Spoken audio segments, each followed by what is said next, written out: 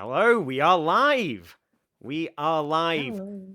Hello, everyone. Welcome back to the IndieCade Beyond Screens Alternative Controller Show. My name is Alistair, and with me, as always, is my co-host, Tatiana. Hello.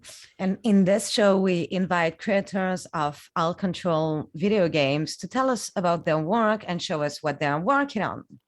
So, for those of you who may be new to the world of alt control, these are video games made to be played using unusual custom-made controllers. For example, a game might be made using a door stopper, or perhaps an electric guitar, or maybe even a paper shredder. Or the creator might build a totally new object made by soldering together their own electronic components. And today's guest is Kaho Abe.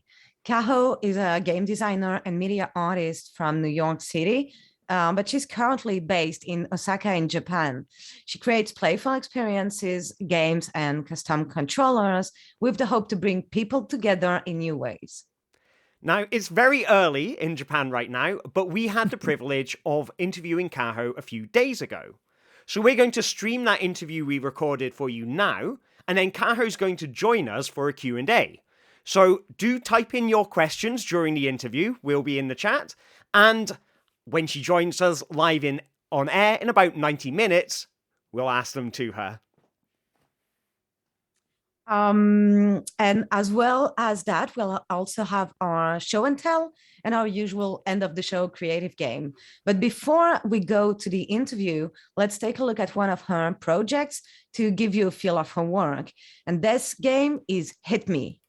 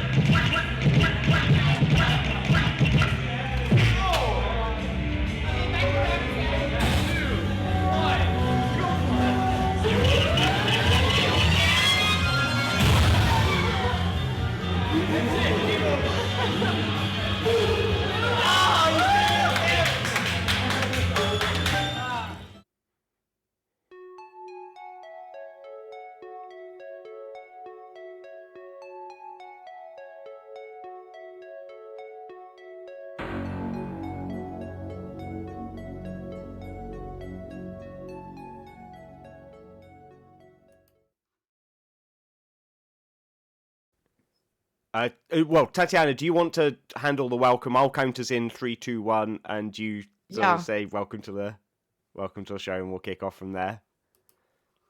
So, 3, 2, 1.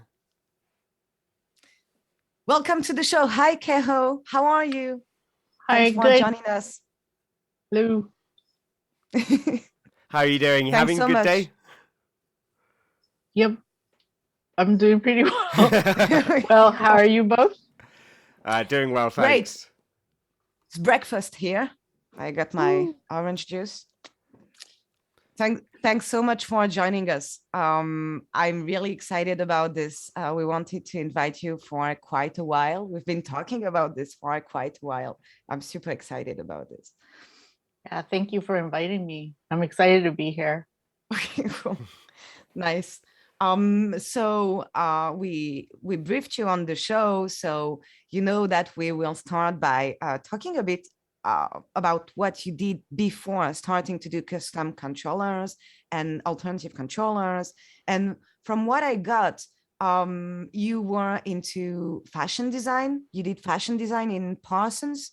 Am I correct on this? Yeah, I did fashion design before I did game design, and I actually went to graduate school to learn how to embed like electronics into clothing, because I thought that that would be like a nice sort of area to explore since I always liked technology so much. And then during the program there, it's the design and technology program, but I stumbled upon game design and started studying game design there, and it was just like the perfect sort of combination of all these things that I love. Thinking of things in terms of systems and like and at the same time there's like such a creative aspect to it, and a lot of logical thinking involved. It was just like fun to build stuff, and so it was just like I was so excited and very lucky to sort of stumble upon it. And that program was amazing. There basically to learn about games and such. And so yeah, it was definitely like a life-changing kind of moment. And then so by the end, for my thesis, I did a wearable tech project, but I also made like the first iteration of Hit Me, which I picked up later to work on more. But yeah, that's the first time I started making stuff in games. Mm. We'll talk about Hate Me later, because it's the first game I played from you. Actually, it was in Paris in 2012 for an exhibit titled Play Along. But yeah, let's not be so quick. So did you work as a more traditional fashion designer before that? Yeah, I worked for some global labels, and so I did work in fashion. I worked for different places, women's wear and then men's wear, and then a little bit in children's wear as well. But definitely, like that was my career. Yeah. Mm. And what was your typical day as a fashion designer? Oh, I mean, it's actually a really intense job, Okay. because you're releasing clothing lines like at least 4 times a year and such, and so there's like all this seasonal time pressure of like designing things. But a lot of it would be like designing stuff and like figuring out color palettes and like inspiration, and then designing the actual pieces of clothing, and also like sketching them so that other people understand what it is that you're thinking of, and that it can be eventually manufactured and created, and so that kind of thing. That's really interesting, because from the skills required to do more traditional fashion design, there are a lot of skills there that you use in your games. I assume, at least based on your portfolio. So what did you take from there to the game world? That's interesting. I definitely there's definitely like a lot of similarities between fashion and technology in the sense that there's a lot of things about trends and stuff, but there's like a really really functional aspect of clothing as well as technology. And just like understanding that both things, and like being able to apply that knowledge to the things that you make, right? So that there's context, that things make sense in a way, that you're creating something that is part of a discussion, right, design wise. And so in that sense, like, I think they're very connected and similar, but definitely like aspects of just like having fun with things that you're designing. I think that fashion is actually really playful in a lot of ways, and there's like a whole storytelling aspect of it that I think is like that you can really bring into games easily as well. And so there's a lot of things like that, I think, that I was able to bring over. And of course there's like tech, what is it, like techniques and stuff. So you know, if I'm making a costume, you know, that's a game controller or something like that. Of course, like I can use like sewing and you know, and thinking about soft circuits and the way that fabric like moves on the, you know, human body, things like that. And especially with costumes, it's like, you know, you have to know the materials and like the characteristics of the materials and such. And so it's very there's a lot of like influence definitely from the fashion side for the things that I make. And yeah, and so there's definitely like similarities like that, and definitely like areas that transfer over, I guess.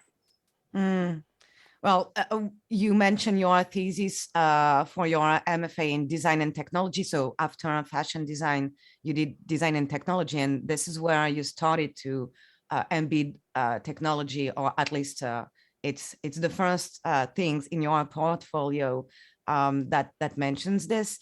And we have back in 2005 project of yours like the Sleep Station, that were part of your master thesis, that were obviously foreshadowing Hit Me and Merrimack 5000. We'll talk about this later, but how did you come up with the idea for the Sleep Station and things like this, like discrete interfaces, etc.?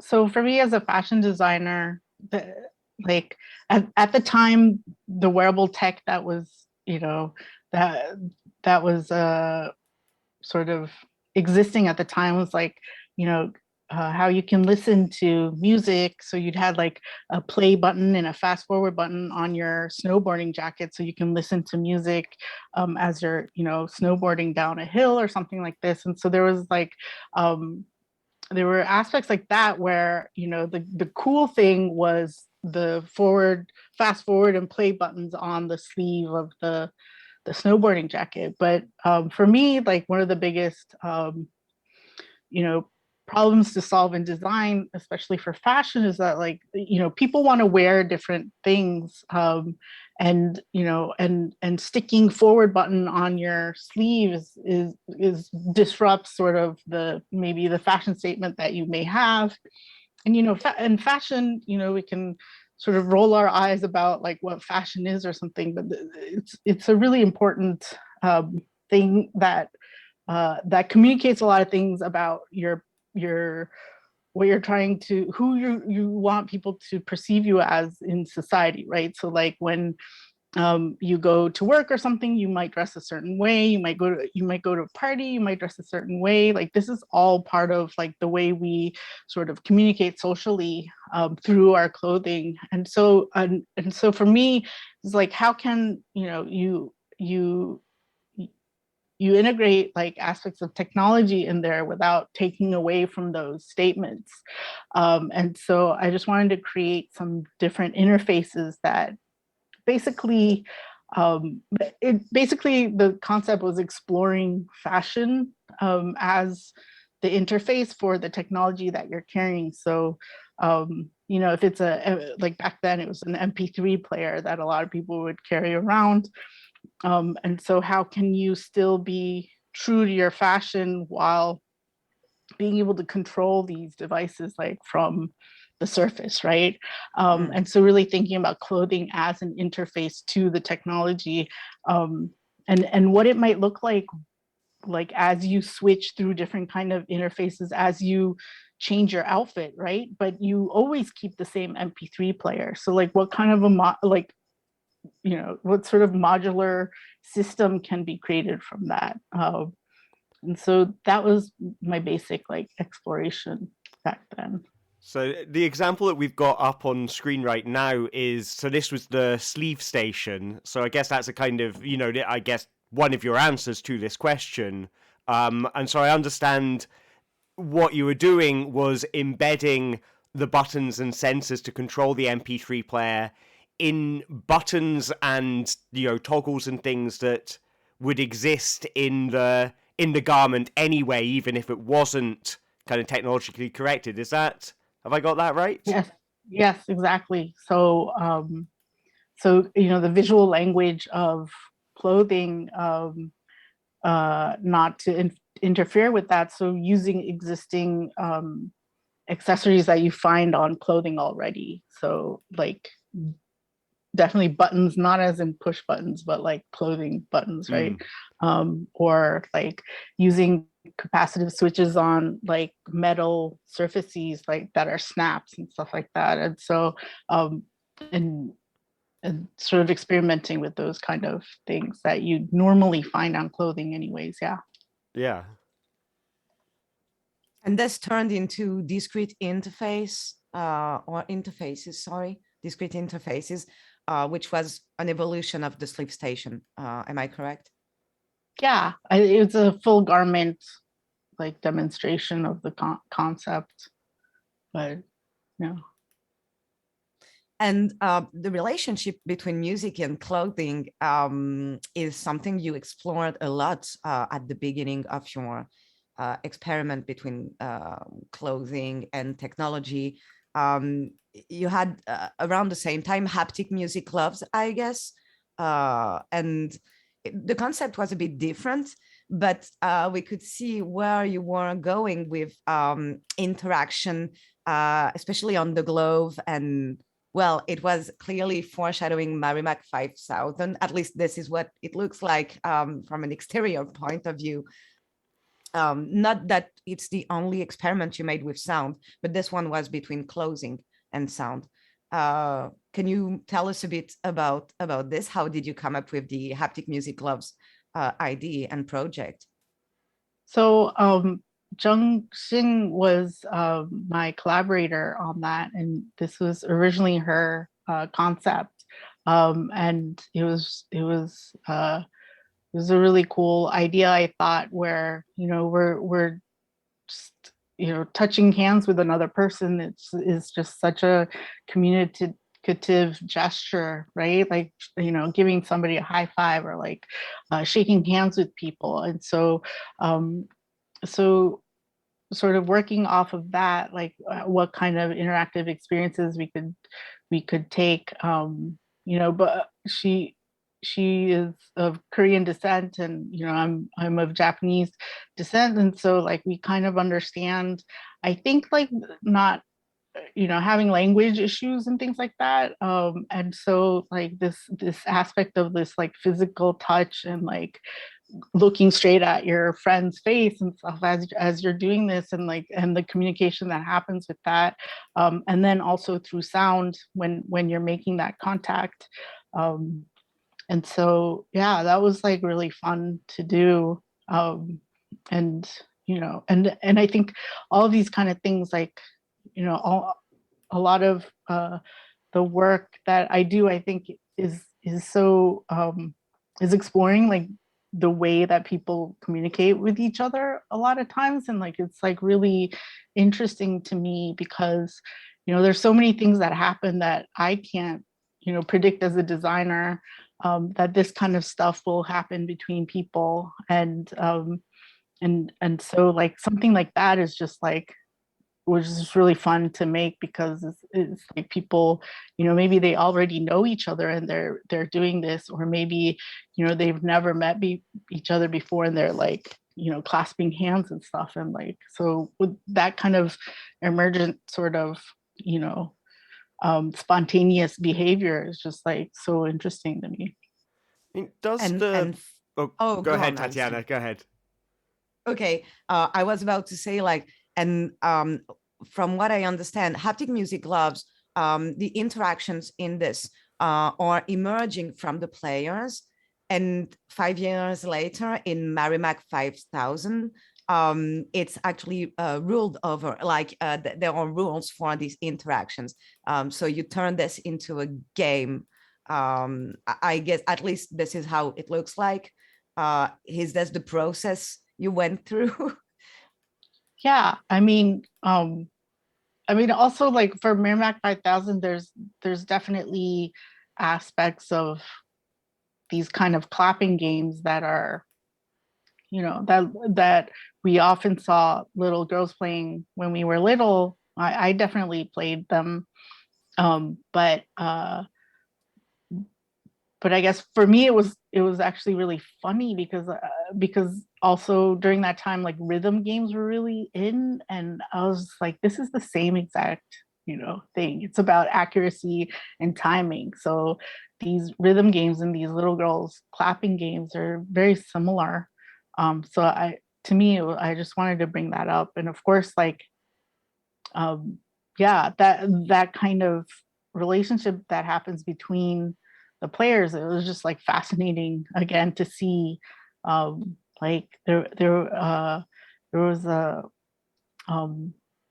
I remember that at this festival that there were people who were like actually practicing the clapping gestures before they actually played the game, and there were just like groups of people like practicing patty cake type of claps and stuff. It was like it was so interesting to see. Clapping athlete. Yeah, exactly. But you also get an interesting thing with the kind of the costuming in Mary Matt, because I guess it's not just, kind of haptically sensitive sensors and we had a look at the website, and the way that you achieved that was really interesting. But like the costuming of, it's not just the sensors. The sensors are in a denim jacket embroidered with patches and things, so it looks very kind of metal, and that brings a kind of, an attitude to it, a kind of a danger. You describe it as, not your little sister's patty cake, which I think is a really interesting thing. I mean, there's a level of kind of theatrics to it, and is that something that kind of had developed out of the experiences that you'd had with fashion design? Definitely. Like, I mean, again, like the way that people communicate through their clothing is always really interesting. And the kind of feel, like the way that you want people to think of you, right? It's not necessarily the way that we're thinking. Like nobody really, what's that expression, wearing your heart on your sleeve? Like nobody really wants people to know what they're thinking of. At least that's my understanding of human beings. Is but like, you put certain clothes on because you want to create that image, right? In a way, it's not something, I'm not saying that it's like dishonest or something, but it's like it is a form, it is part of that communication, I think. And so I think that it was just funny to me to make these kind of metal, rocker vests and things and have people wear them and like realize and hopefully make that connection as they're playing it, that this is like a little girl's game, but it's also like this rhythm game that everybody's so excited about, like the Guitar Hero and Rock Band, like those all have this like rock attitude, but it's like rhythm games are, everybody plays rhythm games, really. So I also thought the way that the vest kind of communicates with the other vest in terms of, what which hand is being used, which sensor is being connected to. I thought that was really interesting. I mean, could you describe that to our viewers? Yeah, let me see if I can remember how it's done. But if I remember correctly, so when two people are playing with each other, there's 4 hands in total, and each hand glove had a unique voltage ID, and there were a bunch of switches built into the console. And what the switch allowed was for each glove to take a turn um, reading an input, voltage input from whatever it was in contact with. And so this would happen so fast. So the reading glove would like switch around between the 4 gloves like very, very fast. So there was an almost simultaneous reading of which glove is coming into contact with which glove, and then it would create a combo, or it is able to create some kind of clapping combo of that moment.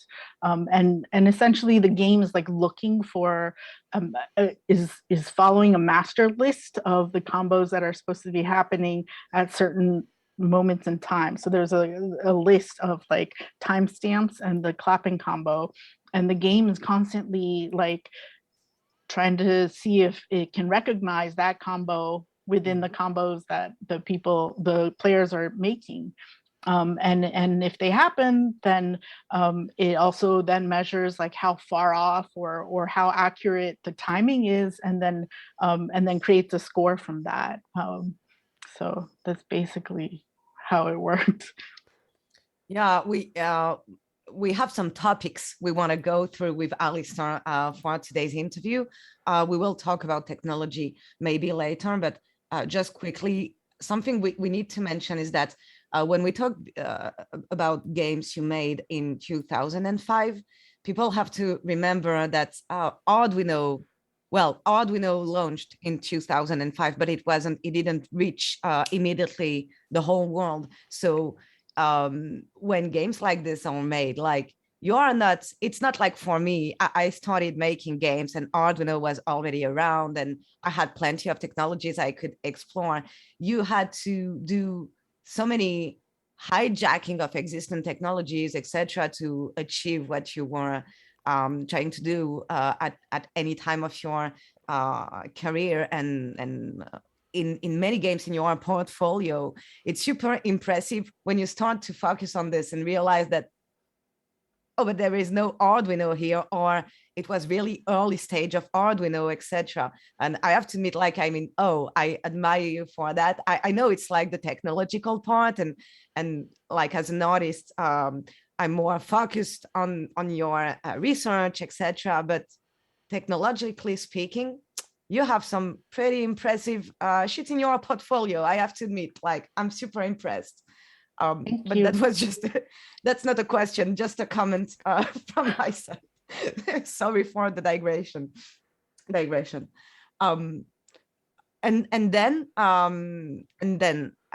Not then, meanwhile, in between 2005 and 2010, you did what for me is one of the most famous game you made, which is Hit Me. It's well, tell us about Hit Me. How do you play? Sure. So I guess it was in 2005, but Hit Me was was a game that I wanted to make because in 2005, I wanted to show that these physical games could be just as intense as like, first person shooters and stuff like that you might play, on looking at a screen and whatnot. And so I made Hit Me, and really got a lot of influence from other sort of games, like even just like childhood games that I would play with my cousin and my sister, which is like one of them was called janken piko piko, which is janken is, rock, paper, scissors in Japanese. And piko piko is one of those hammers that go piko piko when you hit it. I don't know if you've seen the hammer, the plastic hammer. It's like a little toy, and it makes this like sound when you hit somebody or something with it. But there's a version of rock, paper, scissors in Japan that I used to play, where it was like you take a top of a lid off of a pot, and you have the piko piko hammer, and you put it on the table like between you and your opponent, and you do rock, paper, scissors, and whoever wins can grab the hammer and try to bash the other person on the head with it. I mean, obviously it's a toy hammer, so it does not hurt, and it just makes a funny sound. But the loser can grab the pot lid and basically shield themselves with it. And it becomes a really intense, it's really funny at the same time. And it was just like such a very exciting for, kids to play. And we had so much fun with it. So I wanted to create some kind of level of tension to that extent. I also wanted to create a game that's really made it fun to watch. So like a spectator game. And so I was thinking of things like, sumo and where you have this, tight ring that you have to play inside. And then people are watching from the outside. Or like, I also referenced this Jean-Claude Van Damme film where he's like, I think it's called Lionheart, but there's a fight scene, like a street fighting scene, where all these people, these rich people, are like betting on these like street fighters, and he ends up it's in this abandoned parking lot, and they like park their cars with the headlights like into the circle, and they're all standing around waving wads of cash. It's cheesy. Oh yeah, it's a cheesy but fun movie. And he does these like fist to fist kind of like combat, and it's like and just that like scene is so interesting, because it's like the people create that circle, and people are watching these people play this game. Yeah. So that was like another influence. And so there are a couple of things that I wanted to achieve with that game. And then also I it was a wearable tech kind of game, so I made these soft hats, hoods, and then I put these plastic boxes on top.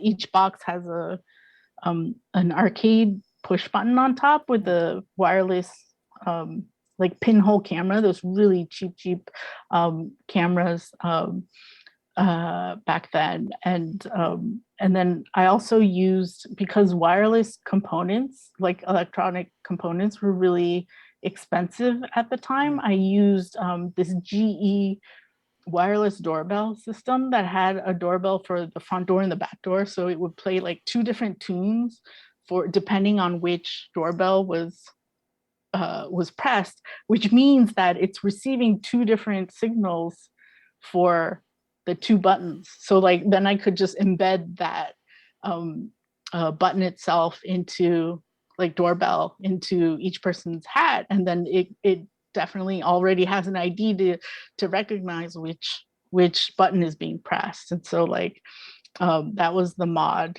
and or the hack, I guess, of like the doorbell system, and like basically using its wireless capabilities and communication for that. And then, so when you hit your opponent on the head, your camera takes a snapshot. And if your opponent is in the snapshot, and so the snapshot goes on to the projected, image on the wall, so everybody can see it. The spectators look at it, and they can keep track of the score with the projection on the wall. And basically, then a judge. And oftentimes I was the judge, but it can be somebody else as well.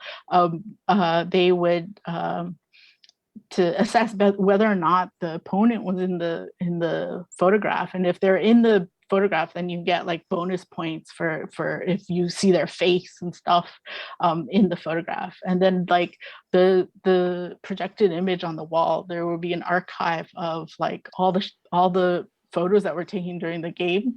And then, you know, you have a final score at the end. And the game itself is like really, it's only like 30 seconds long, but it actually feels super long when you're playing it, because like anything can happen in those 30 seconds and stuff. But that was the whole game, I guess. Yeah. Lionheart as an inspiration for Hit Me was a surprise to me. I have to be, I didn't know about this. It actually makes sense, and the performative aspect of it is actually something we find in many of your games, many of the experiences you design and develop. We have this again in a game you made some years later, which is Hotaru. I don't know if I'm pronouncing this right, yeah. But okay, cool, close enough. That's perfect. Okay, cool. But we have again this idea of performance in it, like there is the wearable aspect to it, there is the social aspect to it, but there is also the performative, what Alistair called earlier, or maybe the theatrics of it, which are three themes that we find in a lot of your games. I'd say if I have to describe your games, and only can use three keywords, these are the three keywords I'd use. Maybe you can talk a bit about Hotaru so people can understand what's happening in the videos they are watching right now.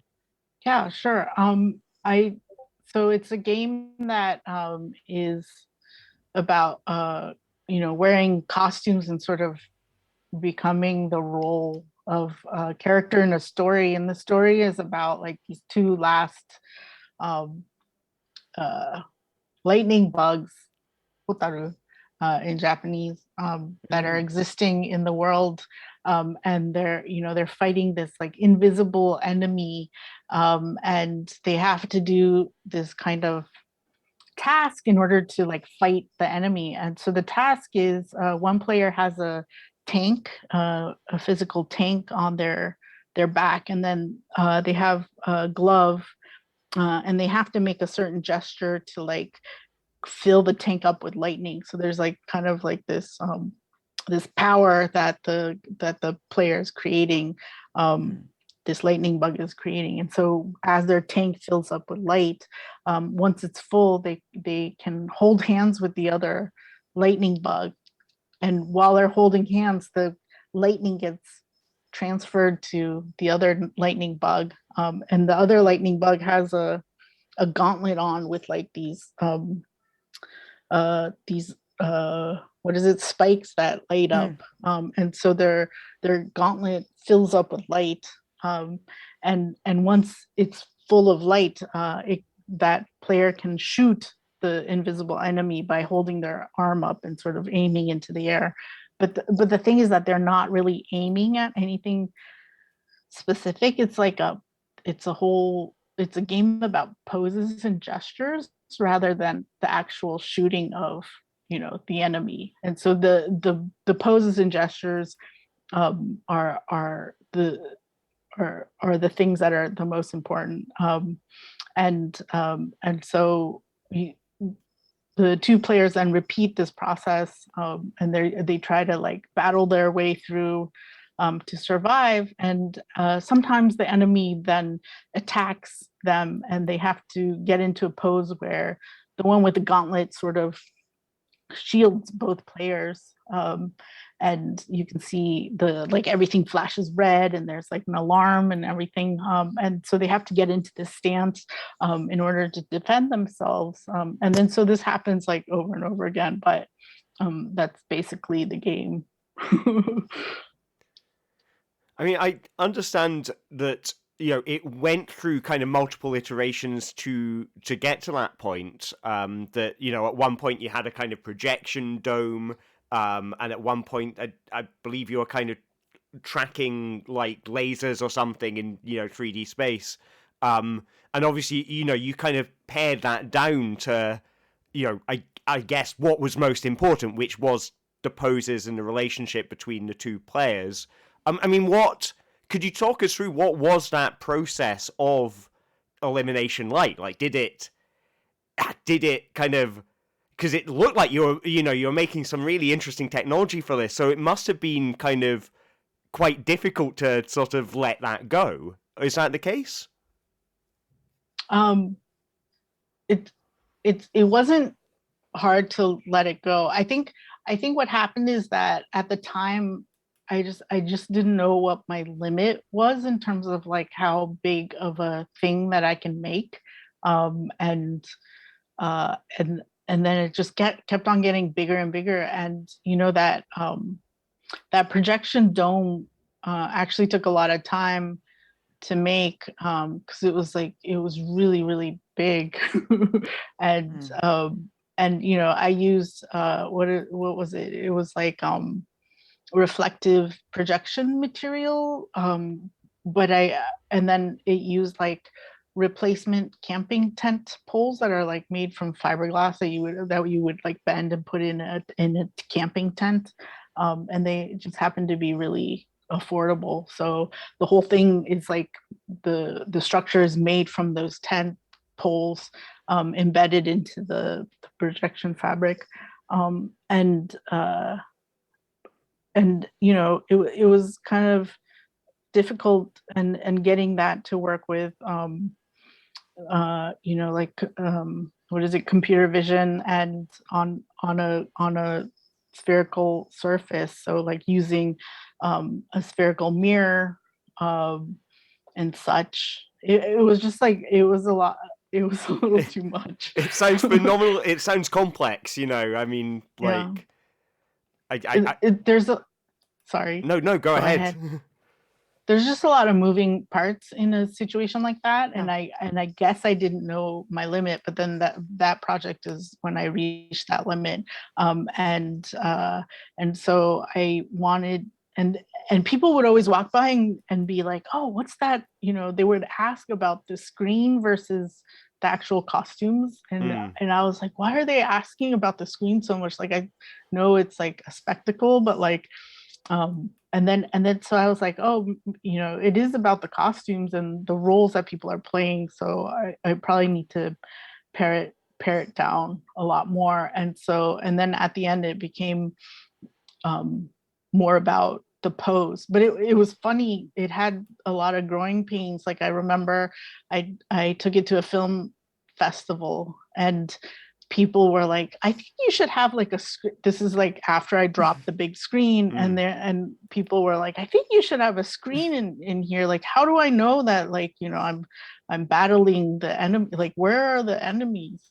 But I think that there's also like a lot of, I wanted to see how far like people's imagination could guide them in that sense. And if you tell people that there's this enemy, but you can't really see them or you can't pinpoint them, but it's, you're trying to really achieve this kind of these tasks in order to fight, for yourselves. Like, in a way, I wanted to also see what that would be like in the age of like VR and things like that. Like, I just wanted to see like how far the imagination could really take us. And so I just thought that it might be a better idea to pare it down. And also, like, there's a lot of things with like festivals, or when you're trying to show your games, there's like always the risk of things falling apart. And so like, especially with hardware, it it's like a crushing feeling when you're at a public event and your thing doesn't work, and it can be really awful.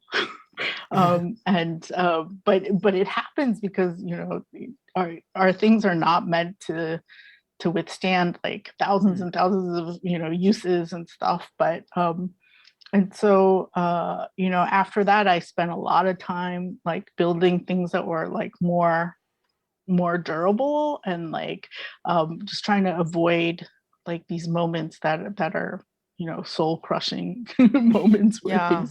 things fall apart. So What's fascinating for me here is that um, in your work, there is a lot of research on social interactions. And in Hotaru, you decided the choice you made about removing the screen, any form of display, is really important for me. Not so for the performative aspect. Obviously, we are showing our games in festivals, so we need to have some spectacle coming from the play. Otherwise, I mean, if it's a game for one or two players, there is a problem also of audience flux. Like we need people to play the game and others to watch them, etc. And when everything is mediated by the screen, there is a level of social connection you don't have. But there are some ways screens can be used to make this mediation relevant. And this is what you did for me in Ninja Shadow Warrior, where it's something that is both, well, it's more durable because the technology is less, it's not wearable, etc. So you don't have this problem of soft materials tearing the electronics, etc. And the screen is actually a tool for the social mediation. So that's a clever way to take on this problem, I'd say. How did you come with the idea for a Ninja Shadow Warrior? Was it rooted in this kind of in these thoughts? um yeah, the I wanted to make what is it, like a video game cabinet type experience, and I wanted to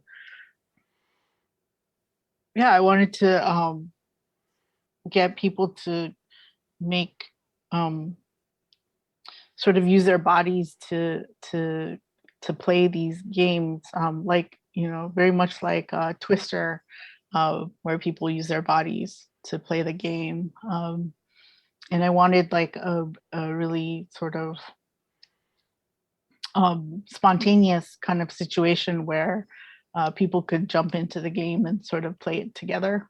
But the screen, I think, is really important there, because it's just, you know, it's just a playing around with a camera and a Connect camera, really, and sort of using that um, as the method of playing the game. Um, the It's funny because before it was I was trying to make a green screen with it and stuff, and it was really hard um, to get the camera to be consistent every time the game was played. And so the Connect had come out that year, and so I was able to use that. But yeah. I mean, there's something that, I mean, the thing that really jumps out to me about it is the kind of the openness and the flexibility of it, in that, you know, this is a game that, you know, it doesn't know, and it doesn't care whether you're playing on your own, whether you're playing with friends. And so, you know, when you do invite your friends to join in and play with you, you get to enjoy the mischief of that. You feel like you're kind of breaking the rules in some level. And I think that's really nice. Was that part of the kind of intention behind the kind of social interactions in it? Yeah, definitely. I wanted people to, I guess what I was imagining is that people would play it and they'd realize that they could probably do better if other people were in it, and how people could then jump in. Um, One of my favorite moments showing that game was, it was at a museum, the Museum of Moving Image, and there was a family there, and it was like 3 generations. I think it was like grandpa, the dad, and a bunch of kids, and they tried all these different ways of playing the game, and one of them was in this line. They started in this line with the tallest person in the back, and then all the way down to the littlest kid. And then as soon as the image came on the screen, they would just like break and then try to get into formation to play the game. It was really funny. But yeah, I mean, it's fine. Or like, I think there was that photo that you had of you playing, and you had your jacket Yeah, up like this. that's right. I But can bring people, that up just now. That was, I was but that, really, because yeah, I was at the Museum of the Moving Image. This was IndieCade East 2016, and like, it was the Little Happy's version of it. And yeah, I had a lot of fun with that. I'll see if I can find the tweet of it and put it up on the screen. Let's see. It was the Find it. evolution, right? It was Little Happy's, the evolution of Ninja Shadow Warrior. yeah. So Yeah. it's that I worked on with Tony Pizza, but we made the kind of like, yeah, another version of it, but it's essentially the same hardware and everything. And you had, yeah, the Twitter bot. I assume you were talking about this. yes, I guess Yeah. because the reason that the audience can see these photos of me posing for the game right now is because it automatically posts the photos that get taken to Twitter. And I think that's that's really interesting. But like, what's your relationship to the kind of social media? Like, Yeah, I think it's just, it's like street cred, but like digital, right? It's just like, check out my high score, but like, on the digital realm. So like the earlier version of Ninja Shadow Warrior actually would post the photos onto Tumblr. And then I also made a game with Ramsey Nasser that's called Selfie Deathmatch. Yeah. And the photos there would end up on Twitter also.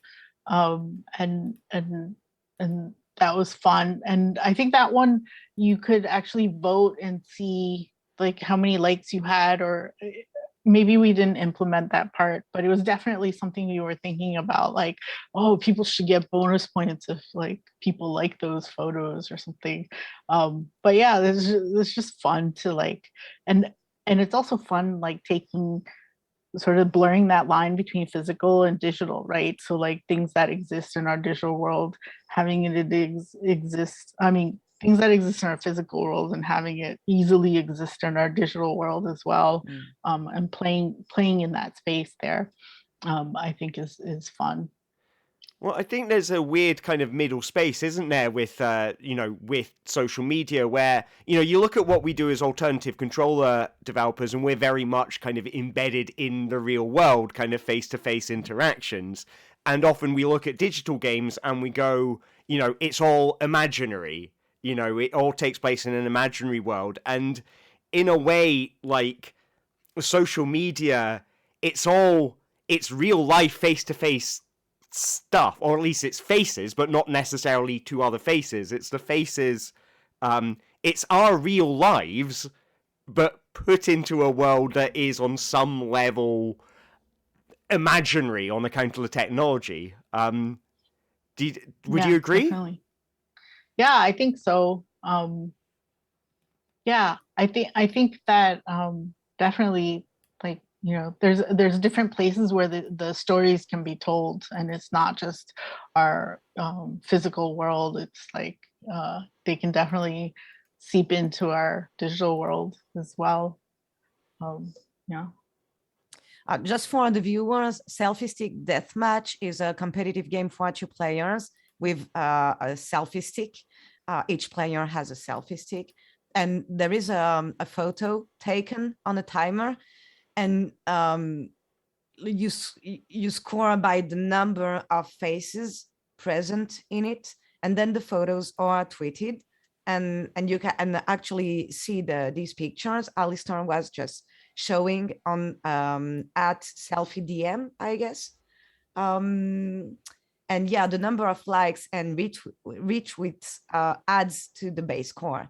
So it's really like a mix between physical and digital space here, where you have your usual alt-control social interaction, people being physical, but then there is this level of social interaction on social media that is almost a political commentary here. I mean, maybe it's just me, but this is what I get from it. Was this an intention of yours? Yeah, I think, I mean, Ramsey and I think we, you know, like Twitter can be really a play space and sort of an interesting space for that kind of interaction. And so, yeah, I think that's the reason why we incorporated that. Yeah. Oh, what do you mean by like political? Like, is there a layer of message about our relationship to social media somehow? Oh, yeah, definitely. I mean, I assume so. Like, it's yeah. it's not an innocent question. Like, I assume there is one, especially because of the work you do with Ramsey. So you are talking about Ramsey Nassar. You worked a lot with him. Is from NYU Poly too, if I'm correct. He taught I there guess. at one point, yeah. Okay. And yeah, you worked on many games. We won't be able to talk about everything you've done. You have a way too big portfolio for that. But for people if you want to go on Kaho's website and look at Windows Vistas, SafeSX, Shuffle, Robots in the Sky, Midgenomen, Micro, and I guess that's how we Yeah, pronounce micro this. UN. Micro UN. Okay. Wizard's Hand. All these war games you made together with Ramsey. Yeah. Did you met at the NYU Poly or somewhere else? Oh, How did you start working together? funny.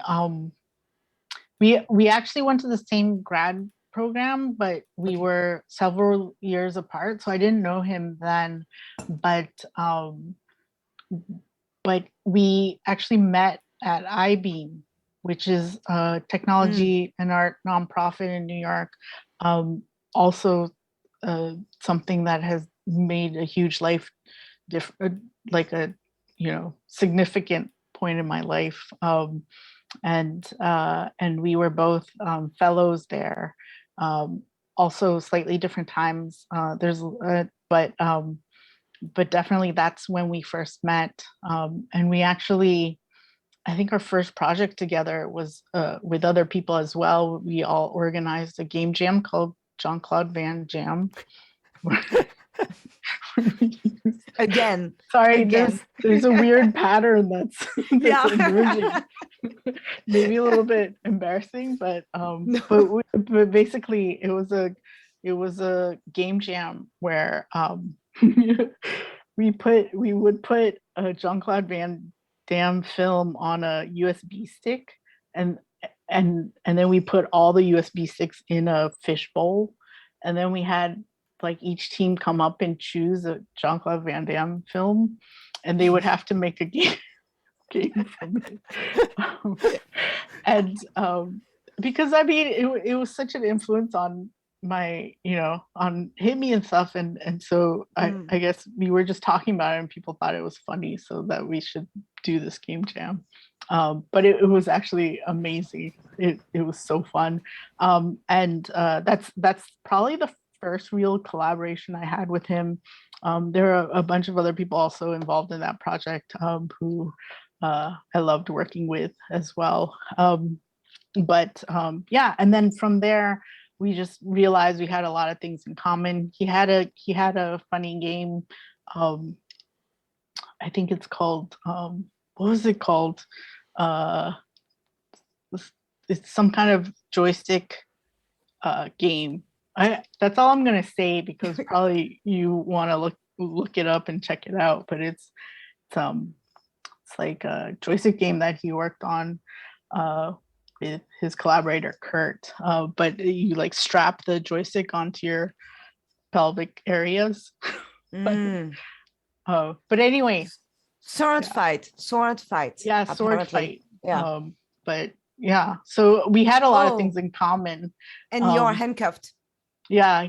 in this game too. So we realized we had a lot of things in common, and then we started collaborating from there. And eventually, like, we also did some educational content that's based on our practice. So we worked on like an after school program that was related to costumes as game controllers, and we did some other sort of education related stuff, mostly informal education. But that was really fun too. Well, we can talk about teaching a bit, I guess, because one of the game you made together was Shake It Up in 2013.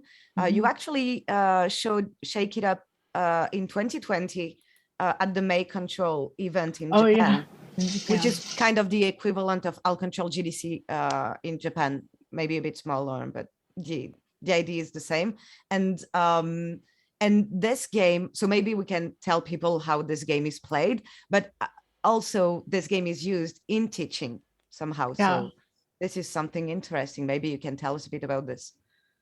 Yeah, this game is basically uses a soda can as a capacitive switch or a touch sensor, and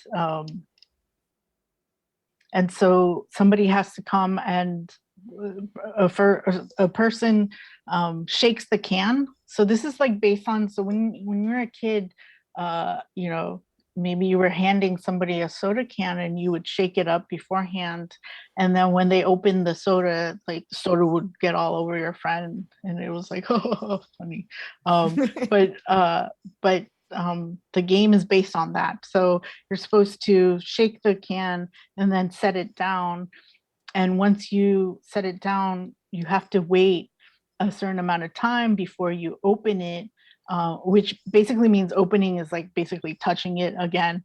And if you do it too fast, the whole thing explodes. I mean, it's just shown on a screen that it explodes, like the can itself does not explode.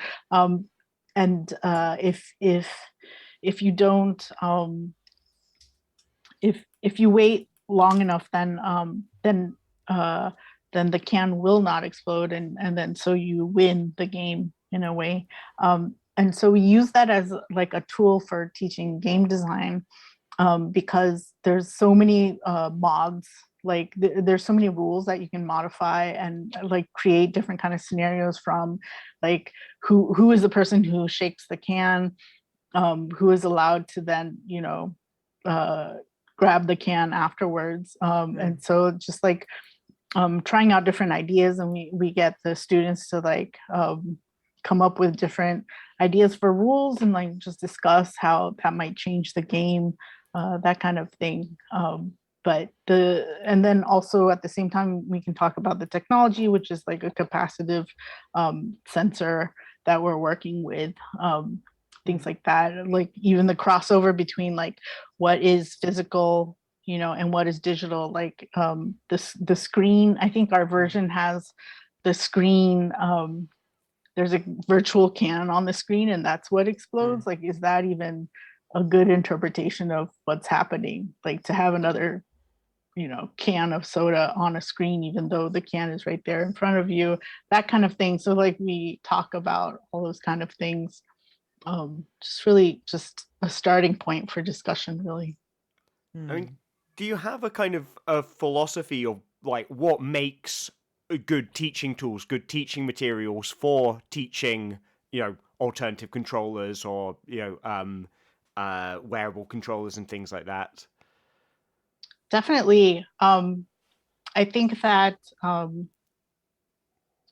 you know, there's an aspect of knowing the techniques around, you know, building things, and just like the fabrication of these things. There's just also a general like understanding of the technology involved in the circuits that you're making, and then really, you know, an understanding of like the game design for it, and sort of maximizing that kind of experience, that so it's like fun, and it's not like obnoxious, or there's a lot of things that you try to avoid with like physical games.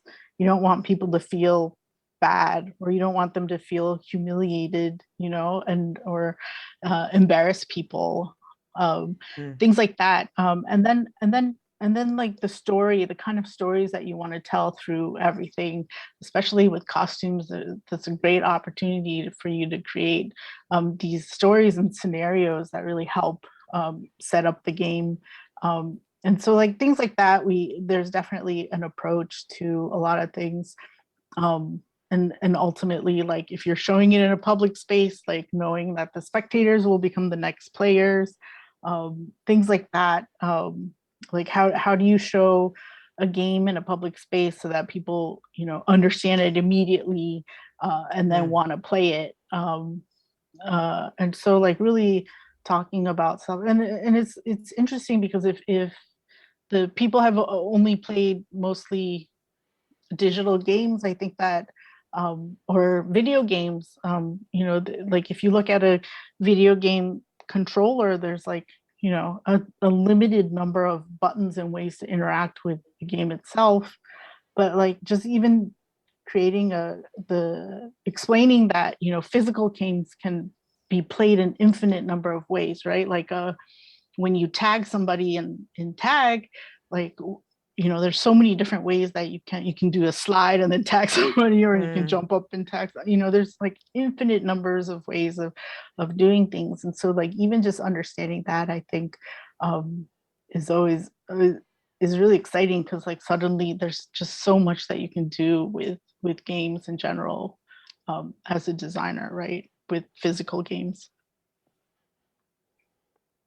Oh, totally. I mean, totally agree with you. I mean, and I guess like, from a student's perspective, I mean, is it a lot of kind of learning by doing? I mean, is that what, having example projects like Shake It Up does, is give them a space to learn this stuff by doing it hands-on? Definitely. There's like a lot of playing people's games and playing games in general. I think that one of the things, like costumes as game controllers, one of the first classes that I have is I have people play the game Ninja, which is like what is it, a playground game or a street game, you can call it, and play it once to learn the rules, and then play it again with ninja masks on, and then see how different it is when you have your mask on. And people will do really risky things like when they have their mask on, because suddenly they're either playing a role or there's like anonymity involved in it, and suddenly they'll jump higher, or like they'll look a lot more like they are really chopping somebody, like action poses and things like that. And it's like really exciting to see, but it's important, like how can I ever explain that to people unless they play it like that. And that's the first class I usually teach, because for that course, because I just want people to sort of recognize that costumes can have a really interesting role in influencing the player to play in a different way, and intensify the experience.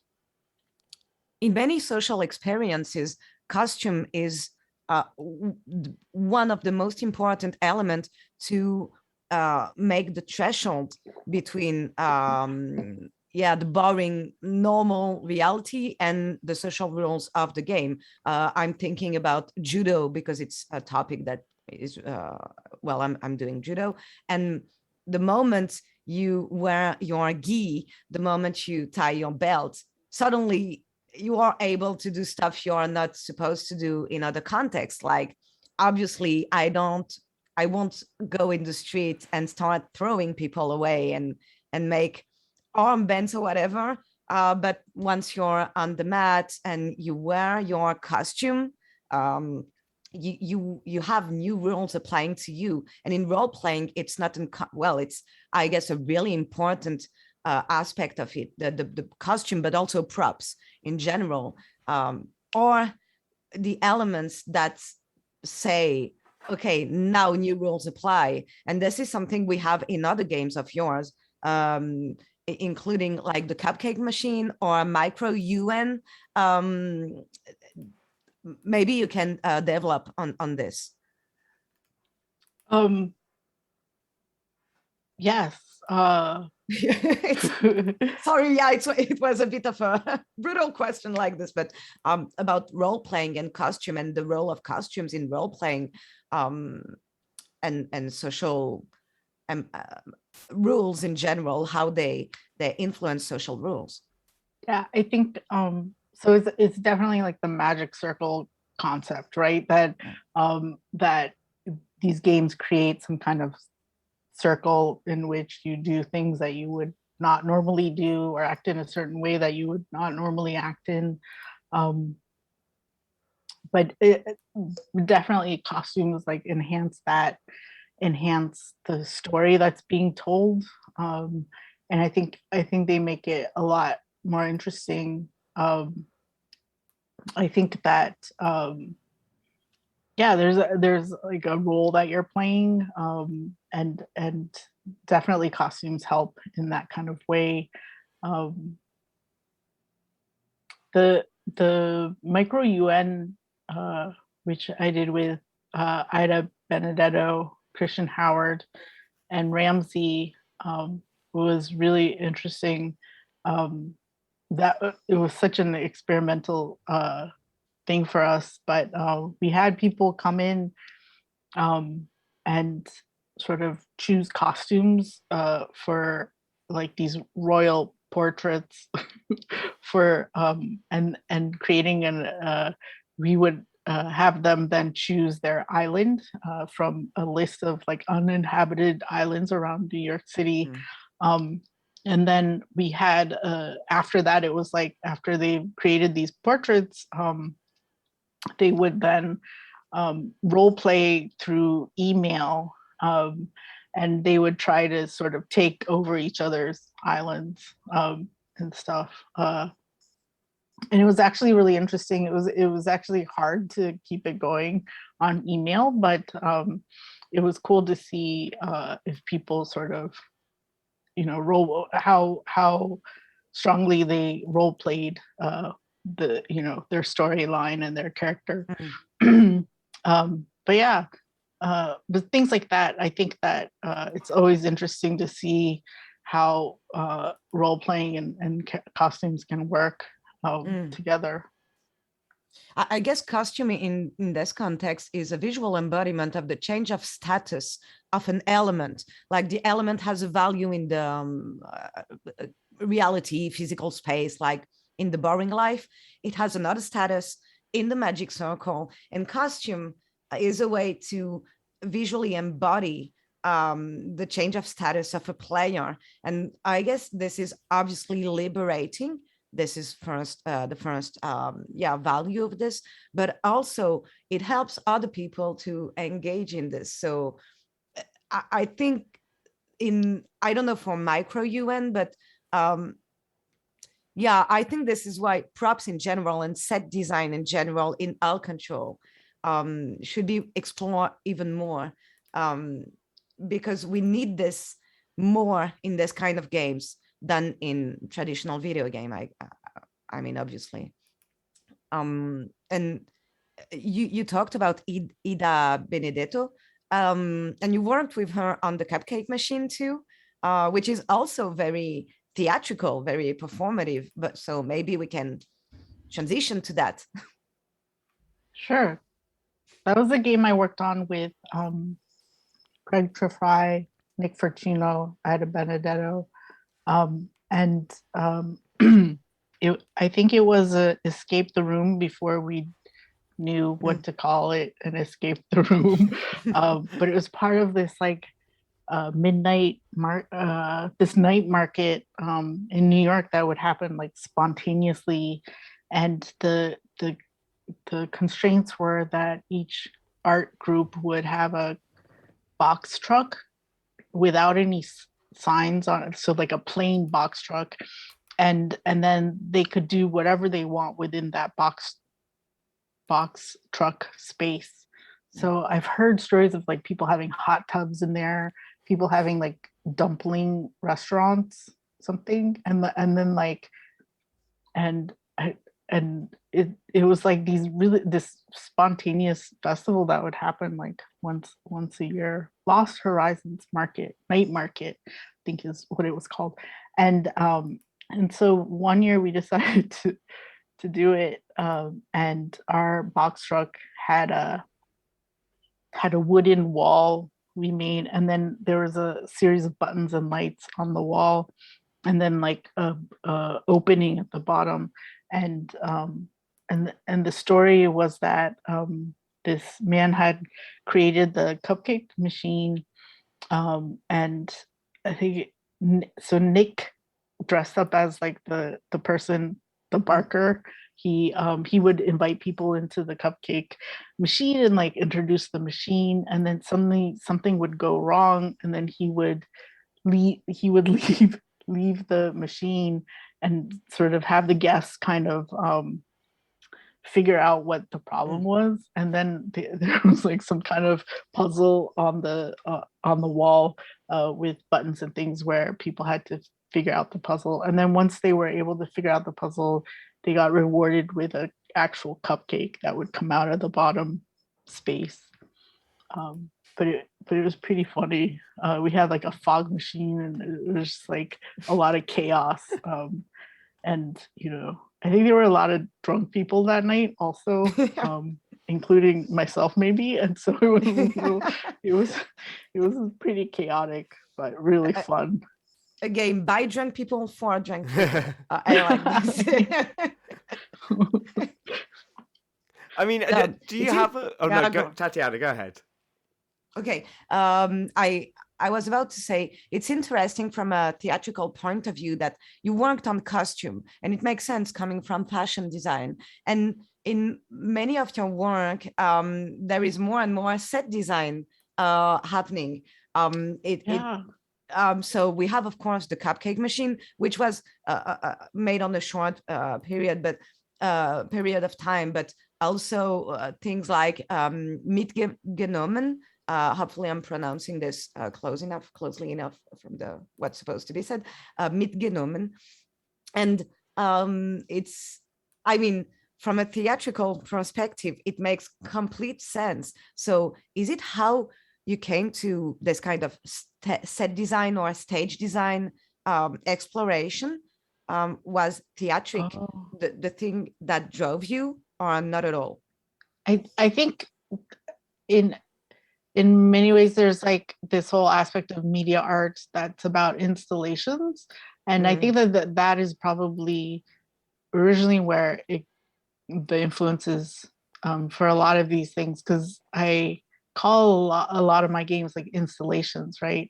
When I explain it in the media art world, I can't really, like, I don't think that makes a lot of sense in game design, or the games world, but like saying that it's an installation of, is, I think, makes sense in the media arts context. And a lot of it comes from there. Definitely like the presence of story and how to take that in different ways, and express the story in different ways, I think is important, and is always been something that's interesting to me. And so therefore it does start like including the space that everything is in. There's definitely then also what you're referring to is sort of the theatrics of a performance that the players are performing in a lot of ways, playing roles and such. And so in that sense, like, I think in those times, like it almost becomes like the stage or a set. And so definitely it's definitely those different concepts are interwoven into a lot of the games. So Mitgenommen, for the viewers, is a game made in 72 hours during the Urban Action Jam, made also with a lot of people we already talked about before. You are kind of feels like a bit of a collective or something here. At least you're working a lot together.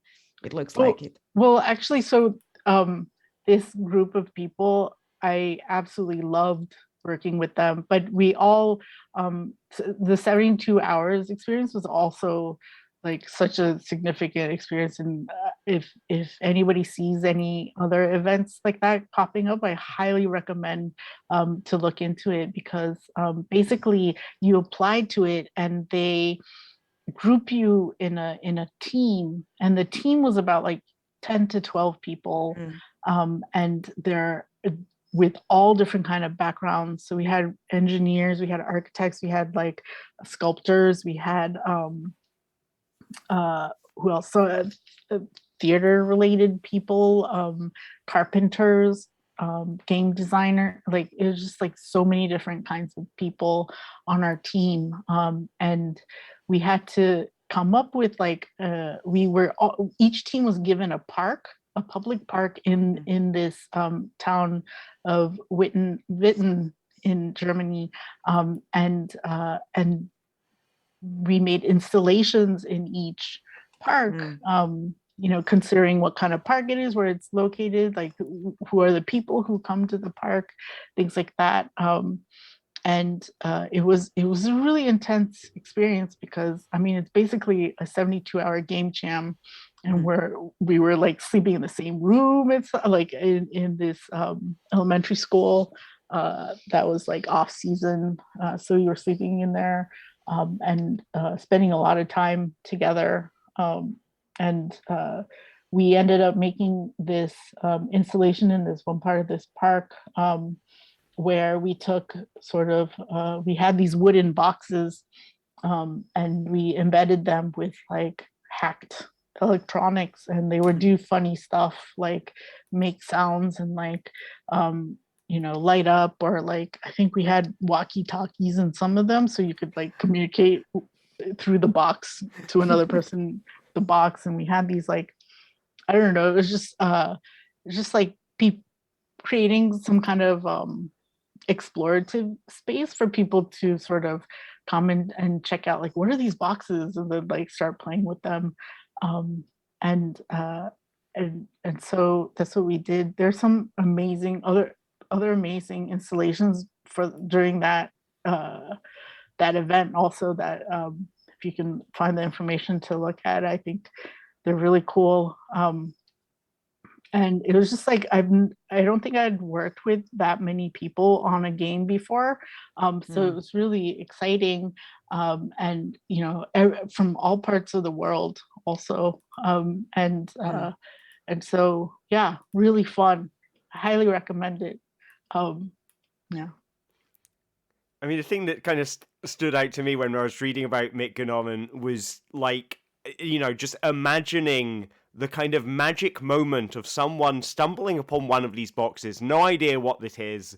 They find a button or, whatever sensor it is, and they interact with it, and it does stuff. And it's like that is a magic moment that you've created for a total stranger who you will never meet, and you will never see them have that interaction. And that moment belongs to them. And there's something lovely and kind of generous about it. Yeah, it was. What was funny though is like a couple of days later we went back to the park, and some of the boxes had been trashed, and there was one box that had been lit on fire and everything. But it was but it was so funny because I mean, I think we expected that kind of stuff to happen, because we're, like you said, we were giving them these boxes to do whatever they wanted with.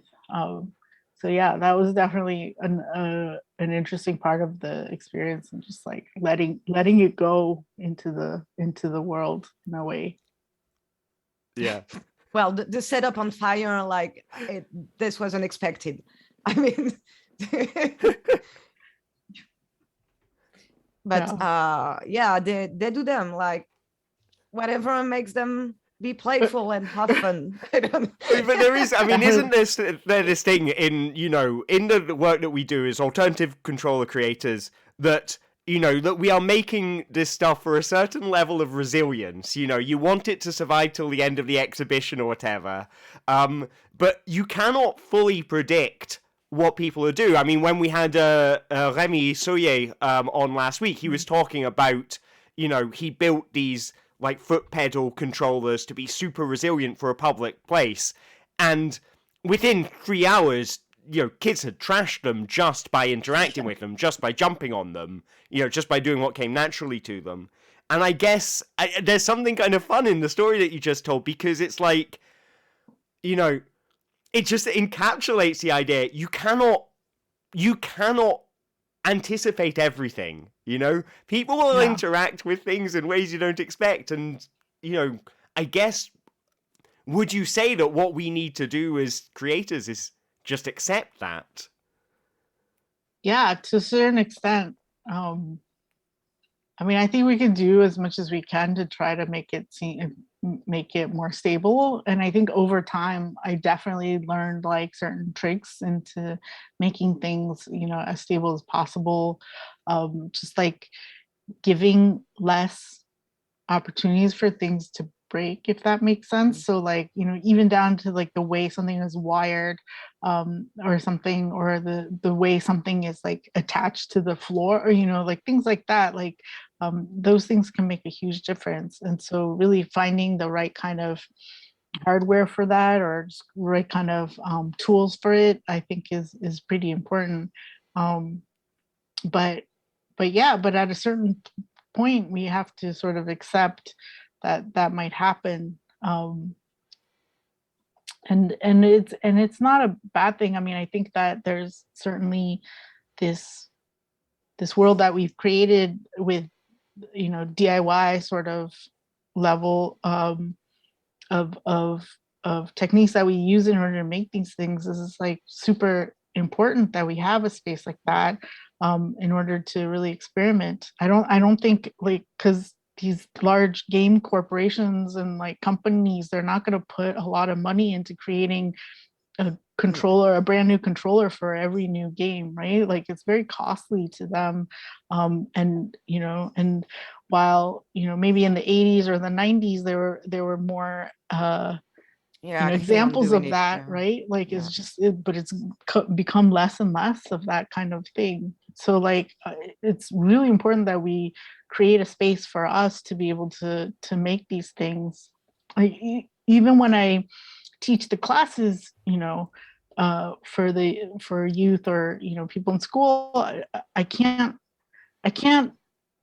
be honest and tell them, like, I can't tell them that this is going to generate a lot of income for you, like knowing how to make alternative controllers, but like knowing how people interact with technology and knowing how people can use technology in to create these playful, you know, experiences is like really important, right? And like keeping that open and understanding it on that level, I think is something that can then, you know, create opportunities for people in the future. But I think that this freedom of us being able to create these things is like super important, and these communities that we have, to show them and to celebrate these kind of games, super important. Like it's just it can't really exist anywhere else, right? Yeah, and instigating playfulness when it comes to making really stable technologies, etc. When you do playful set design, like in mid-GNOME, and you have at some point to leave some leeway to people. Playfulness cannot be too constrained. Otherwise, well, it's not playfulness anymore. It's another mindset. To put it in other words for me, if you go full Roger Caillois on this, it needs to be a bit Padia. It cannot be full Ludus. At some point, people need some leeway to experiment if we want to instigate playfulness. And like, it's one of the things that add a lot of value to our work. I mean, I feel like it. And I don't know what you think about this, but I mean, when it comes to playful set design, it piggybacks actually quite well to with what you are going to show us, maybe live, but maybe we can have a quick glance at it right now. You know, the Oh, miniature game, because it's kind of set design too. So maybe we can just have a glance at it, and then we can show that live in the future or yeah, present for the viewers. none of the lights are on, but it's a It will be. diorama game. But I actually made it because I have been trying to get grants to make these kind of large installations, and like really thinking about the space as an interface, right? So thinking of the whole space as a game controller itself. Um, and I was having trouble getting funding and finding funding and such. And so I thought that if I just made a miniature version of it, it would just cost less to make. But I like miniatures anyway, so it was fun to make. But I can also talk about it more when I have the lights on and everything. Yeah. Exactly. Let's see that in the future for us, but in the present for the viewers. This is confusing. But I guess it does bring us on to the next segment, because obviously, you know, this bit was pre-recorded, but I guess now would be a good time perhaps to switch back to the present day, back to Wednesday, and we will see you now on the live segment of the show. So thank you very much for doing this with us, and well, I guess we shall switch over to seeing you live. Okay, sounds good. Fantastic. Well, see you in the present. And here we are. We are live, as if by magic. I'm hoping that was a really good, smooth segue that I did, but I don't know. Anyway, time travel. Excellent. We have successfully traveled through time, and we have with us present day Kaho, who thank you very much for coming along and joining us. Hello. Thanks for having me. How are you doing? I'm a little bit sleepy, but I'm here. Yeah. Well, we do appreciate you coming so early. For the audience, it's what 6:30 in Japan right now. Yes. Yeah. So yeah, no, we do really appreciate it, and we understand that you have brought with you the miniature that you were showing us. So yeah, could you show it to us? I guess. Sure. This is a work in progress, something that I was working on before the COVID pandemic, and sort of actually stopped working on for a little while. But it's a little diorama that I made inside of a little greenhouse here. And it's a mouse's living room. And there's a mouse TV in the middle. I guess it's hard to see the video maybe, but it's showing a video of a macaroni and cheese recipe. But these are, the paws are actual controllers that work. And so they have like silicone pads on top of push buttons, components, and then and so it's can play two people games. So you can pretend like you're visiting your mouse friend in their living room, and play some mouse games. But I've been really into miniatures, and sort of the different things that you can make with them. It's also something I wanted to make because I want to experiment more with physical rooms and spaces and interfaces, and then thinking of the room itself as the controller, right? Yeah. and sort of embedding more things into a room. Um, and I've been wanting to do that for a while, but it's really hard to get funding for some of these things. And the low cost solution to that would be making a really small scale version of what I would have wanted to make. And so that's just one of the ways that I've found I can move forward with these ideas. So miniatures has been one of those. I love sort of making these kind of concepts that I try to stay true to the theme, no matter how silly it is in my head, and just taking this idea of like what would be what are the kind of video games that a mouse might play, and sort of hopefully finish programming those, and so people can come and play these mouse games. And do you have an idea of like what video games would a mouse play? I mean, would they be like the games that you and I play, but with cheese and things, or would a mouse, would they explore the world totally differently? I think the enemies are the kind of enemies are pretty clear from a mouse's point of view, and the kind of and the whatever the goals that they try to achieve, in terms of like finding food and such, is pretty clear.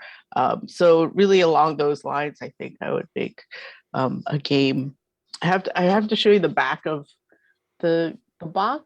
Is of course a mess of wires, but there's actually a Raspberry Pi on there, and the cables that then connect to the little monitor there.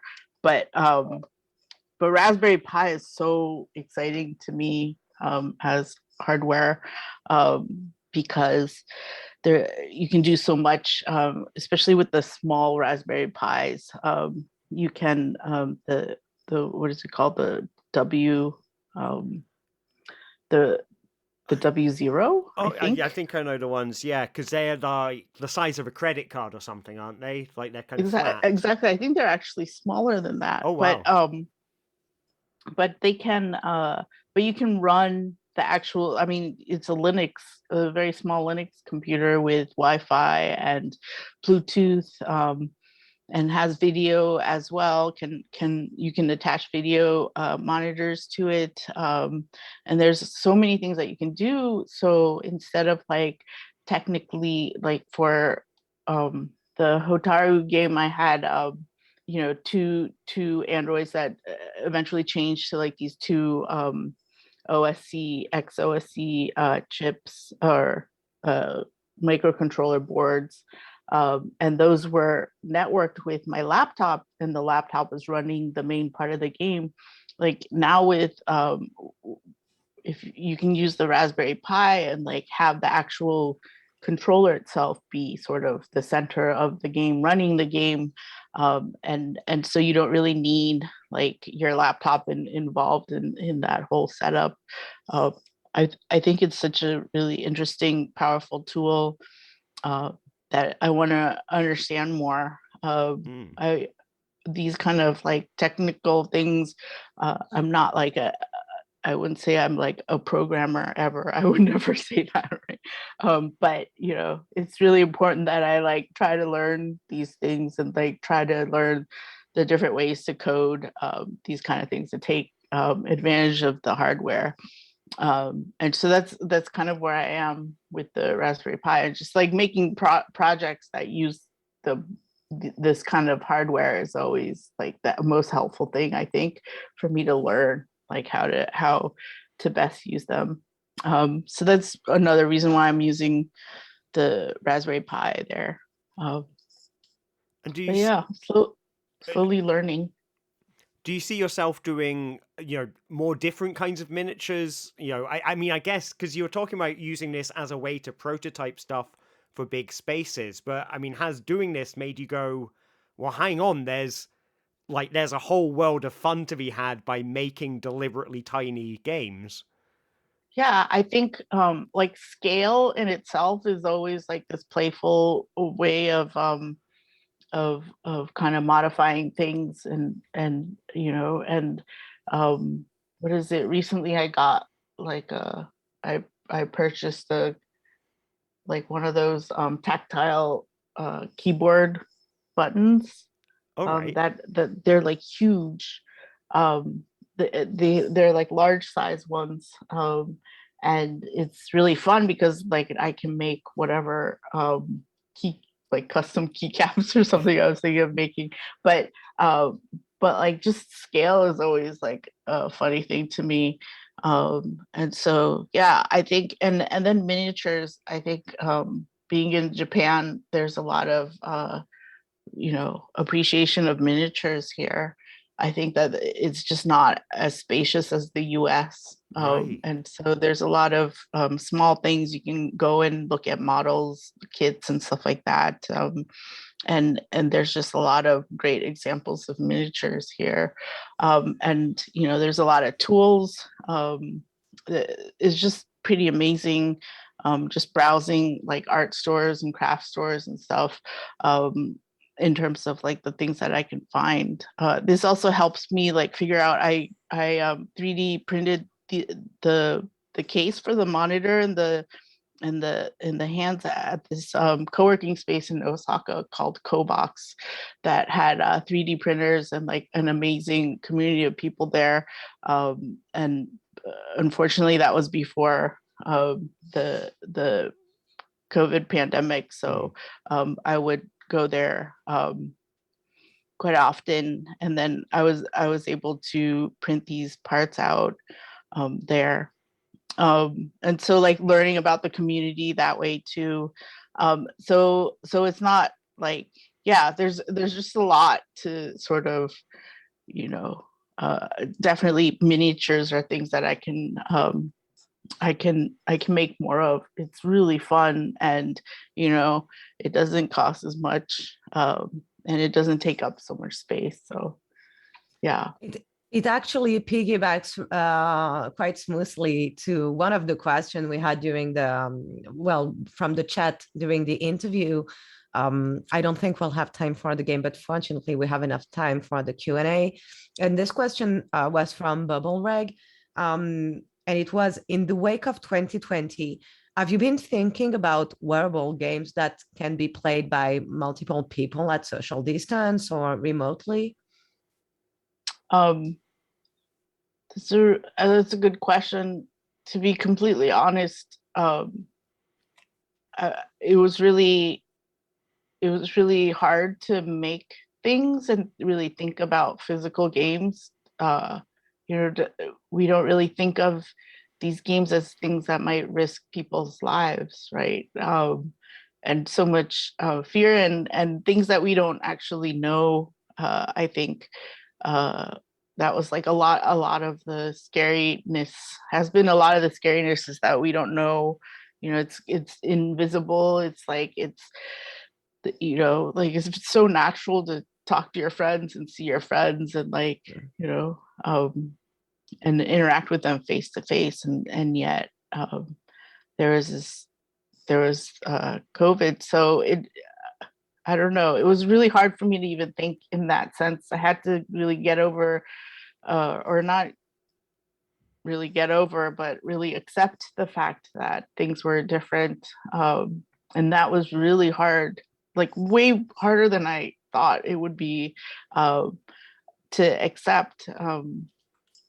And so I did try to make an online game at one point for video chat, but you know it's just not the same. Um, and it was pretty uninspiring year and a half, I guess. And really, I find it maybe the last few weeks I've been feeling better about making things and like starting to talk about things and planning things out. But I found it surprising myself, just my reaction.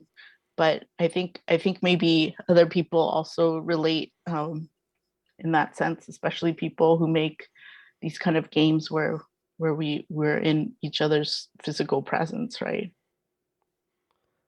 Yeah, it was really hard for many of us. Yes, So, I can certainly yeah, sympathize. not a you thing. Yeah, yeah, yeah. We had other questions not related to COVID. Cool.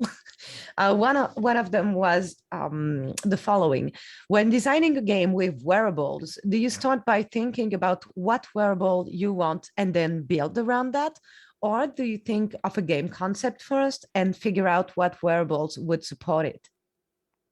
Yeah, I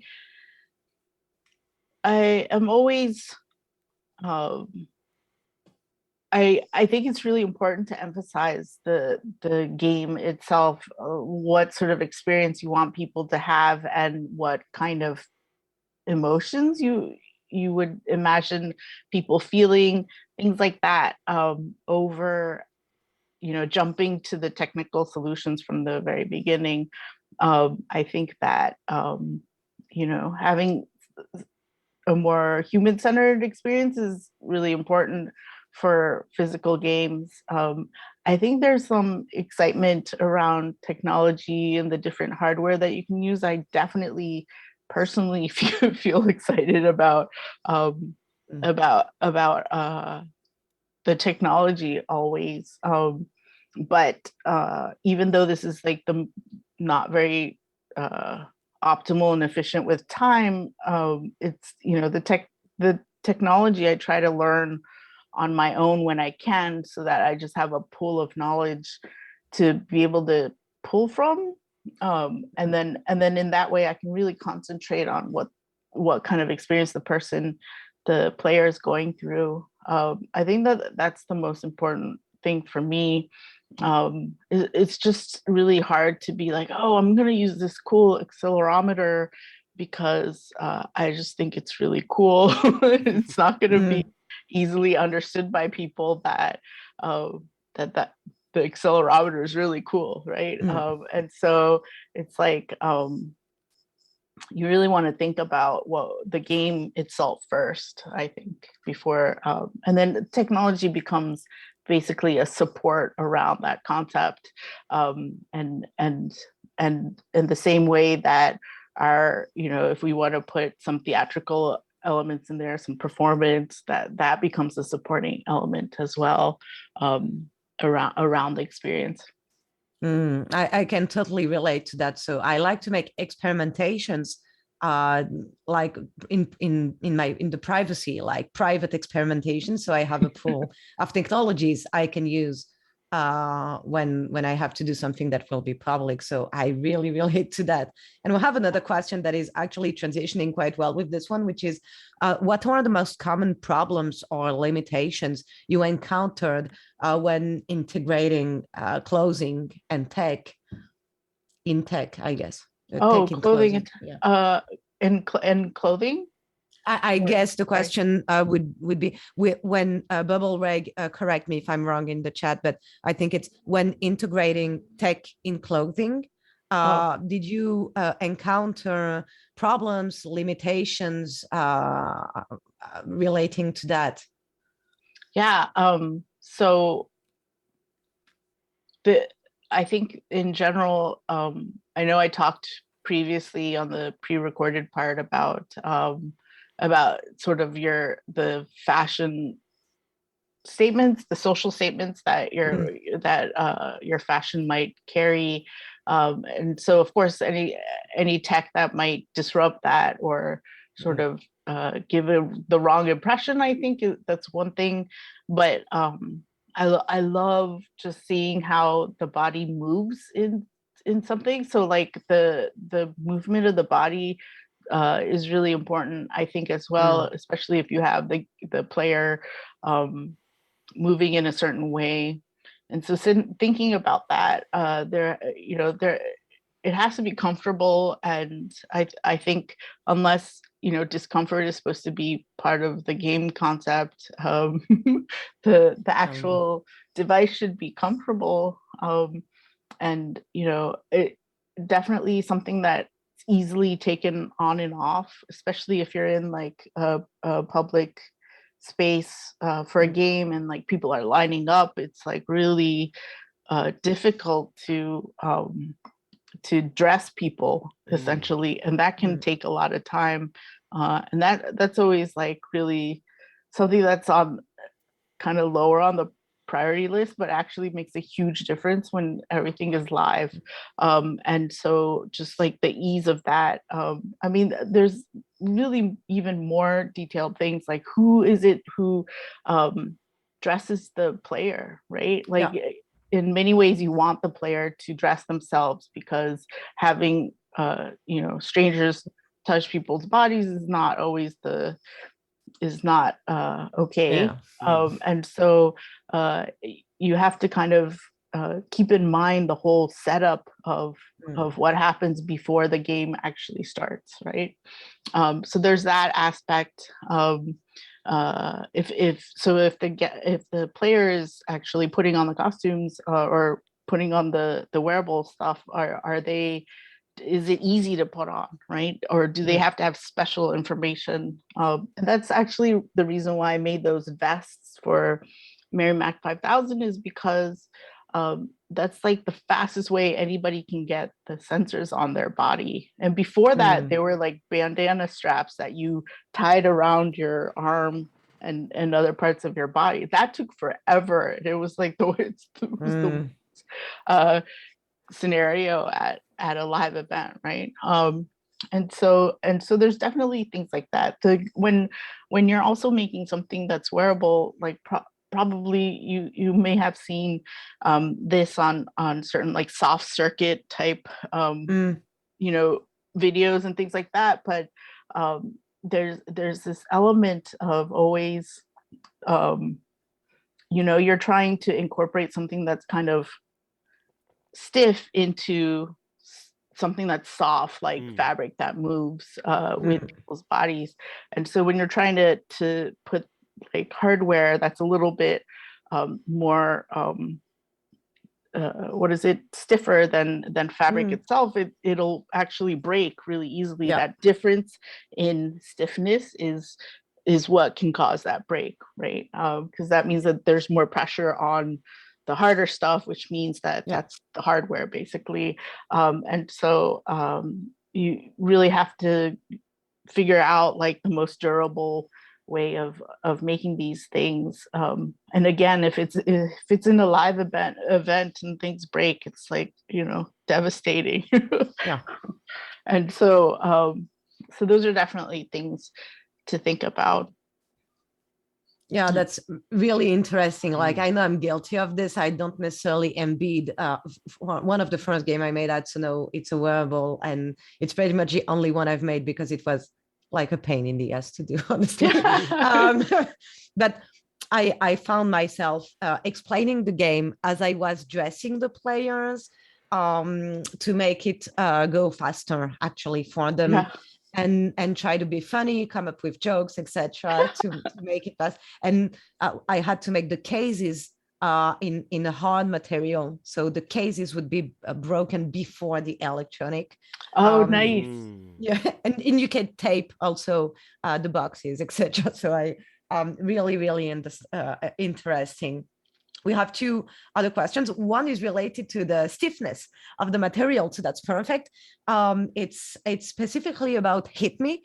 Were hard hats necessary because people were going too hard, or did they encourage people to play harder? Interesting. That's a good question. So originally they were fabric hats. And they were like they were cut in the pattern of like a hood, and then with a strap underneath. And then there was actually a padded board, I think, in the head part, and then the box would screw onto the board, and then the fabric was like sandwiched in between. There was a lot more padding than the way I just described it, so it didn't really hurt people. When I remade the game, I used because construction hats because I thought it would be, number one, safer, and number two, they're actually extremely cheap and also durable. I think they were about $6, the ones that I got. And so, if you can imagine things always breaking, it's not bad to have just copies of the same controller with you. And so, so for me, that was like a better kind of alternative. And then I mean, there's also like something playful about construction hats that are like, reminiscent of Legos and such. But yeah, like did people play harder when they had safety hats on? I'm not sure if they played that much differently. I can say one thing for sure is that people normally do not want to hurt their friends or whoever that they're playing with. And I've run this game so many times, and I've definitely had like hundreds of players now, maybe low hundreds, maybe like only above maybe 100, but barely. But I think that people don't want to hurt the other person, even if they're strangers. And so I think that no matter what, people are just going to say, kind of play it the same way. And the earlier version of the game, actually, I had people sign injury waiver forms that I made with a lawyer friend of mine, Francis Shui. And he and these injury waiver forms were made because one thing was that I wanted people to be safer, yes, but also create this like feeling that you're about to do something really crazy and dangerous, right, and risky. And so like and so there's that also as well. But definitely, like, I think ultimately it's really the people don't want to hurt each other. Yeah, definitely. One final quick question. I know we are running out of time, but I really want to ask this one. Okay, I wanted to ask about something we talked about a little after the interview, which is politics, basically. And in, for example, Merrimack 5000, how did you choose to put a very masculine imagery on what's usually a little girl's game? Because I think it's not innocent here. I mean, I'm sure it's not. Yeah.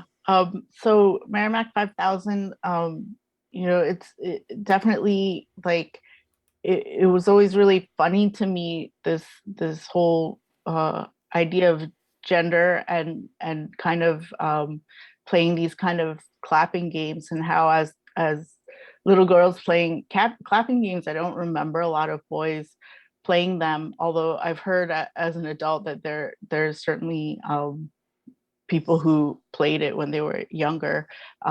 But just the idea of the imagery, as you mentioned, of these little girls clapping games, like actually knowing what kind of games they are and how they exist for more rocker types, even adults and stuff.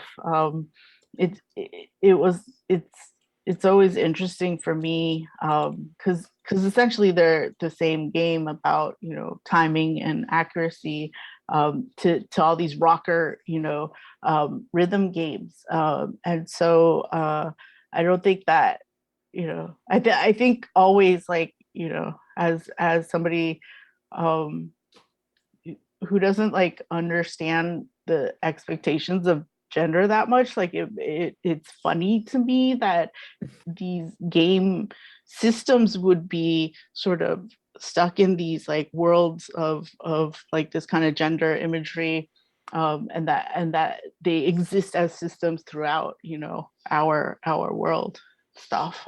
So things like that, like there's always those kind of aspects, I think, that I like to put into my games, or are inevitably a part of my games, whether or not it's like that obvious or not. that's where it ultimately comes from. You know, like I was talking about Ninja Shadow Warrior, and you know, in a way, like that whole ninja theme was really funny to me because, you know, when I was growing up, there was a movie called American Ninja, and I think this is like before the Teenage Mutant Ninja Turtles came out, and I just remember how funny I thought it was that, you know, you know, I have to show the preview. You have to look it up on YouTube or something to see the trailer. But it's like the first time in America, this dark arts of like the ninja, and really like exotifying that, and sort of that existence, that kind of you know, putting ninjas on so many things after that. I felt like that was the beginning of the trend, and how funny it is to see, you know, the culture that I'm familiar with represented in that way. And so that, you know, that Ninja Shadow Warrior is actually about that, that feeling as well. And so like these kind of themes are like always, I think, in my work, although it's not always, doesn't come to the surface necessarily. But yeah. I think I found this trailer. I will put it in the chat for sure. I'm afraid we are reaching the end of the show. Kaho, Chula, is there anything you'd like to add before we head off? And also, where can people find you, find your works online, maybe? Yeah, so I'm living in Japan currently, and I have been for the last few years, last 3 years, I guess now. And so you can find me here, and yeah, and my work you can find at kahoabe.net. You can also find me on Twitter. I try to tweet when I'm making stuff. I try to tweet what I'm making. And although if you look there, you'll see that there was the COVID pandemic made it a little bit hard for that. But hopefully things will be a little more active there. So yeah, those kind of places. Fantastic. Well, thank you very much for coming along. This has been absolutely fascinating. And of course, thank you all our viewers for joining in. The Beyond Screens show takes place every Wednesday here on the IndieCade channel. And the Alternative Controller Show is not the only show that is part of Beyond Screens. We'll have there are shows with creators of playable theatre, the creators of escape rooms, and the creators of public play games every Wednesday here at 8 p.m. GMT, 12 noon Pacific time here on the IndieCade channel. We also have more shows coming up tonight on the IndieCade channel. So next up at 3 p.m. Pacific is Korean Drive Time, where they will be playing some brand new indie games. And of course, thank you so much, Kaho, for joining us. It's been fantastic to have you here. I'm a big fan of your works. Thanks, really. Thank you so much for having me, and thanks for having this show. It's amazing. Oh, cool. It's been an absolute pleasure to have you on. And as always, Tatiana, thank you very much for another super show. Thank you, Alistair. All Thanks right. to the chat. Thanks, Goodbye, chat. everyone. See you, everyone. See you again soon. Bye.